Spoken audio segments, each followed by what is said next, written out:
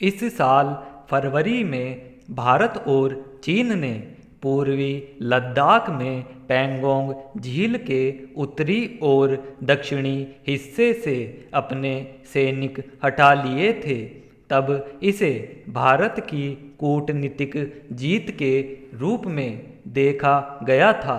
इसके बाद भारत को उम्मीद थी कि चीन अब जल्दी ही देपसांग हॉट स्प्रिंग और गोगरा से भी अपने सैनिकों को हटाने की दिशा में कदम बढ़ाएगा, लेकिन ऐसा हुआ नहीं।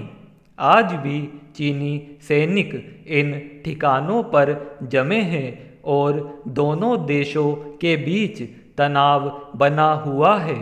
भारत एक नहीं कई बार दो टूक शब्दों में कह भी चुका है कि जब तक टकराव वाले इन तीनों इलाकों से चीनी सैनिक नहीं हटेंगे तब तक इलाके में तनाव बना रहेगा और इसका जिम्मेदार चीन होगा।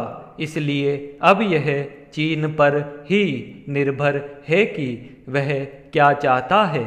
हालांकि संवेदनशील ठिकानों से सैनिकों को हटाने के लिए भारत चीन के बीच सैन्य और राजनीतिक स्तर वार्ताओं के दौर होते रहे हैं, पर इनका ठोस नतीजा निकल नहीं रहा है। इसलिए भारत की चिंता और नाराजगी स्वाभाविक है। यह कोई छिपी बात नहीं रह गई है कि चीन मामले को लंबा खींचने की रणनीति पर चल रहा है। उसे लग रहा है कि जितनी देर की जाएगी मुद्दा उतना ही पुराना पड़ता जाएगा और वह वहाँ सैनिकों को बनाए रख पाने में कामयाब होगा। इन कुटिल चालों से उसकी मंशा को उजागर हो ही गई है। पैरा गौरतलब है कि भारत और चीन के बीच 11वें दौर की कमांडर स्तर की वार्ता इस साल 9 अप्रैल को हुई थी। इसके पहले मार्च में राजनयिक स्तर की वार्ता का दौर हुआ था। तब चीन भी इस बात पर सहमत हुआ था कि समझौते के मुताबिक देपसांग हॉट स्प्रिंग और गोगरा से वह अपने सैनिकों की वापसी करेगा, पर इसके बाद उसने एकदम मुंह फेर लिया। चीन के साथ मुश्किल यह है कि वह वार्ताओं के दौरान तो बराबर से सहमति जताता है, क्षेत्र में शांति, सुरक्षा और स्थायित्व की बड़ी बड़ी बातें करता है, लेकिन जब अमल की बारी आती है तो पलटी मार जाता है। ऐसा नहीं कि भारत उसके इस पाखंड को समझता नहीं है, लेकिन भारत अपनी तरफ से ऐसा कोई कदम नहीं उठाना चाहता जिससे चीन को उलाहना देने का कोई मौका हाथ लग जाए। जो हो, भारत का रुख एकदम कड़ा और साफ है कि जब तक चीन अपने सैनिकों को विवादित जगहों से नहीं हटाता है तब तक शांति की बात बेमानी ही है और इसी रुख पर भारत को अब अड़े रहना चाहिए।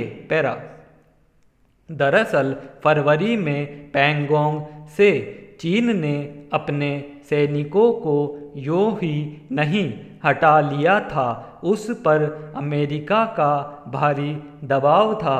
राष्ट्रपति पद संभालने के बाद पैंगोंग गतिरोध पर चीन को चेताते हुए जो बाइडेन ने साफ कहा था कि संकट के वक्त अमेरिका भारत के साथ खड़ा रहेगा।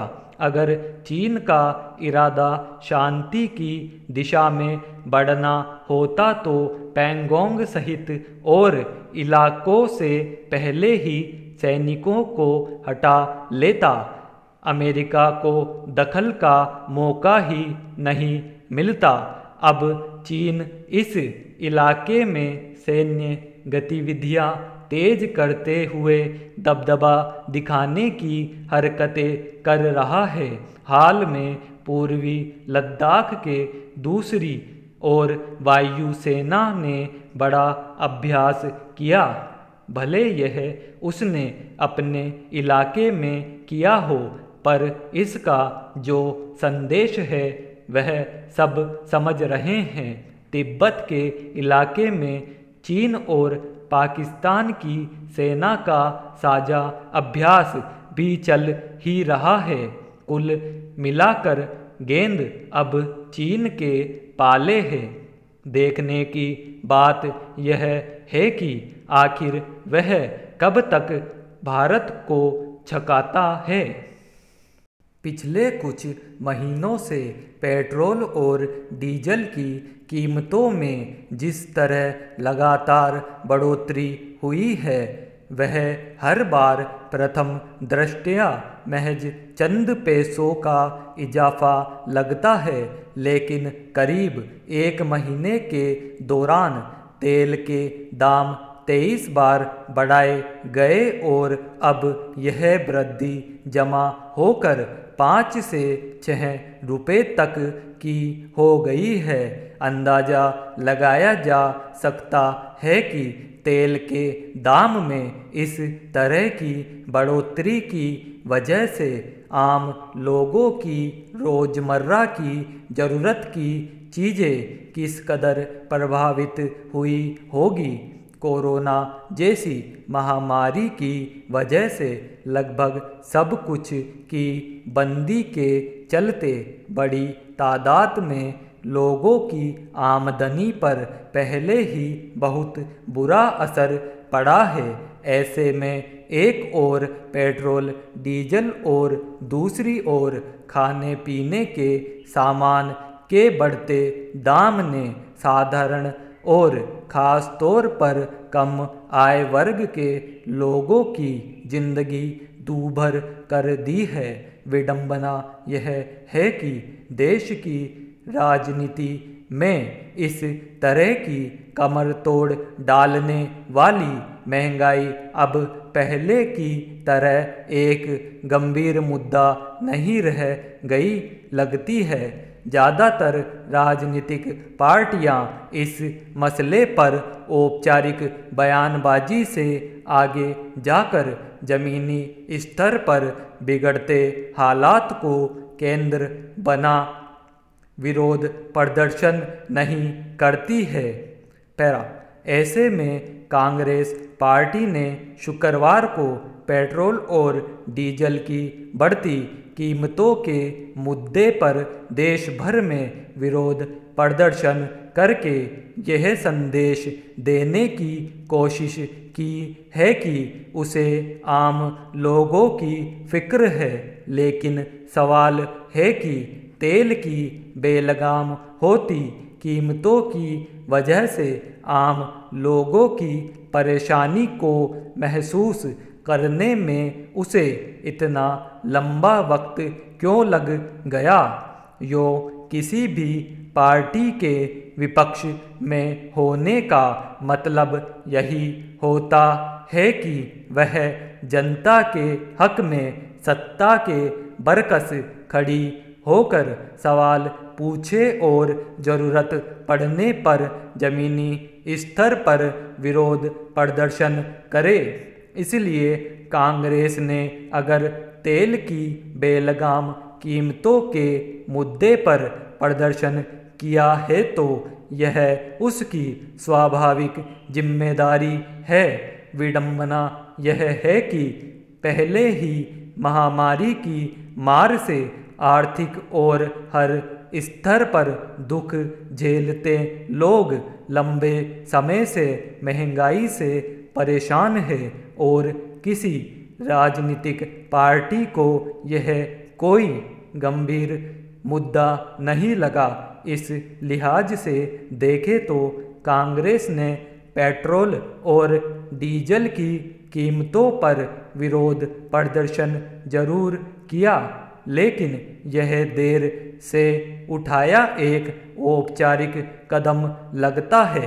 पैरा कांग्रेस के नेताओं की ओर से पेट्रोल और डीजल पर कर की दरों पर सवाल उठाया गया, लेकिन जब इस मसले पर कोई पार्टी देशव्यापी प्रदर्शन करती है तो उससे यह उम्मीद स्वाभाविक है कि वह अपने शासन वाले राज्यों में कर के मामले में लोगों को राहत दे।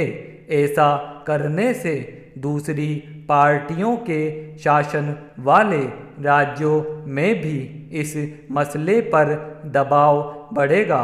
इसके अलावा यह समझना मुश्किल है कि लंबे समय से मांग के बावजूद पेट्रोल डीजल को जीएसटी के दायरे में लाना जरूरी क्यों नहीं समझा गया। गौरतलब है कि पिछले कई महीने से तेल के दाम में लगातार कुछ पैसों की बढ़ोतरी होती रही है। आज हालत यह हो चुकी है कि देश के कई शहरों में पेट्रोल के दाम 100 रुपये प्रति लीटर के पार जा चुका है और डीजल की कीमतें भी इसी तरह आसमान छू रही है।